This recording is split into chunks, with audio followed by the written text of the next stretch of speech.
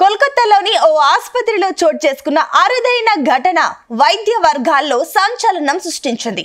తీవ్రమైన కడుపు నొప్పితో ఆసుపత్రిలో చేరిన 37 ఏళ్ల మహిళ పొట్టలో టూత్ బ్రష్ ఉన్నట్లు వైద్యులు గుర్తించి ఆశ్చర్యపోయారు. ఈ టూత్ బ్రష్ ను ఎండోస్కోపీ ద్వారా విజయవంతంగా తొలగించారు. శ్వాస తీసుకోవడంలో ఇబ్బంది, ఛాతీ నొప్పితో ఆసుపత్రికి వచ్చిన సదరు మహిళ తన సమస్య గురించి స్పష్టమైన వివరాలు చెప్పలేకపోయింది.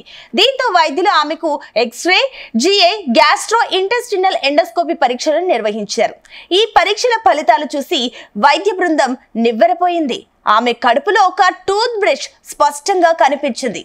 సాధారణంగా పిల్లల్లో ఇలాంటి సంఘటనలు చూసినప్పటికీ పెద్దవారిలో ఇది అత్యంత అరుదైన కేసు అని వైద్యులు తెలిపారు. మహిళకు పూర్తి అనస్థీషియా ఇచ్చి 45 నిమిషాల పాటు ఎండోస్కోపీ ప్రక్రియను చేపట్టారు. ఈ ప్రక్రియలో నోటి ద్వారా ఒక సన్నని దారాన్ని పొట్టలోకి పంపి దానితో టూత్ బ్రష్ ను జాగ్రత్తగా ముడివేసి అత్యంత నైపుణ్యంతో బయటకు లాగారు. ఈ చికిత్స విజయవంతంగా పూర్తయింది. ఆమె ఇప్పుడు కోలుకుంటున్నట్లు వైద్యులు తెలిపారు.